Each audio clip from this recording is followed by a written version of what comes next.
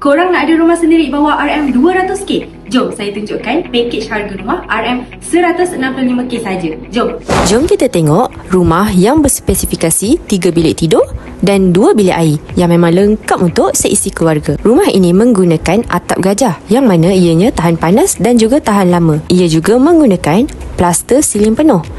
So dia akan nampak kemas, moden je. Oh, lepas tu kalau korang tengok, kita pun menggunakan jubin penuh satu rumah, dari ruang tamu sampailah ke bilik air. Oh ya, kalau kita pergi ke dapur, anda akan nampak ada tabletop. Yang mana tabletop ni kita pun akan berikan yang berbentuk L. Dia cantik and jimat ruang tau. Oh, lepas tu paling penting, of course lah, wiring lengkap dan juga piping asal. So senang, korang tinggal ready nak masuk je. Oh ya, paling penting, korang akan dapat free security door kalau korang buat rumah dengan Saidi Ahmad Enterprise. Yang bestnya, kita boleh ubah ikut bajet korang. Korang nak tambah porch ke, awning ke, semua kita settle.